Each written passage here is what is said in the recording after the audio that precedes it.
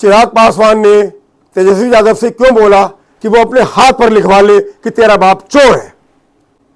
हुआ ये कि बिहार के चुनाव की शुरुआत होते ही तेजस्वी ने चिराग पासवान पर बिलो द बेल्ट एक बार किया।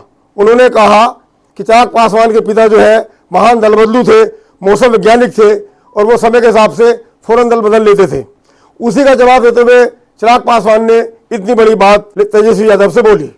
तेजस्वी यादव का कहना है कि हमारे दबाव के अंदर ही नीतीश कुमार की सरकार ने वृद्धावस्था की पेंशन 500 रुपये से बढ़ाकर 1500 रुपये कर दी है और बिहार की जनता परिवर्तन चाह रही है। इसी का जवाब देते हुए चिराग पासवान ने कहा कि यदि तेजस्वी की सरकार बनी तो नौकरी के बदले में जैसे पहले जमीन लिखवाई गई थी वैसे ही दोबारा से लोगों की जमीन अपने नाम लिखवा ली जाएगी। दोनों पार्टियों पर वोट का दबाव है, इसलिए जुबान पर समाजवाद बनाम नमाजवाद है।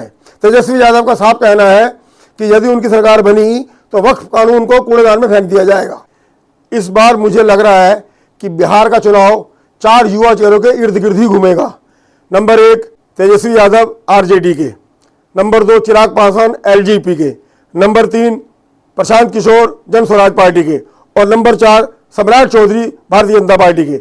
इन्हीं 4 युवा चेहरों को केंद्र में रखकर बिहार की जनता इस बार मन बनाएगी कि कौन से युवा के हाथ में बिहार की कमान सौंपनी है। पर मेरा मानना है कि बिहार को अभी विकास की बहुत आवश्यकता है। पक्की सड़कें, पीने का साफ पानी, स्वच्छता और औद्योगिक विकास की वहाँ पर बहुत अधिक ज़रूरत है और इसी बातों पर, इन्हीं मुद्दों पर बिहार का चुनाव लड़ा जाना चाहिए। लेकिन हो क्या रहा है, जैसे बिहार का चुनाव शुरू हुआ है धर्म और जाति के नाम पर चुनाव का रुख मोड़ने की कोशिश शुरू हो गई है। लेकिन प्रशांत किशोर जी ने गांव-गांव जाकर वहां की जनता को काफ़ी जागरूक कर दिया है और वो चाहते हैं कि चुनाव जो है विकास और औद्योगिक विकास के नाम पर ही लड़ा जाए। पर मेरा मानना है कि पिछले 1 साल से प्रशांत किशोर जी ने बिहार के गांव-गांव में जाकर जिस प्रकार से मेहनत करी है वो इस चुनाव में एक बहुत ही निर्णायक रोल अदा करने वाली है। जय हिंद, जय भारत।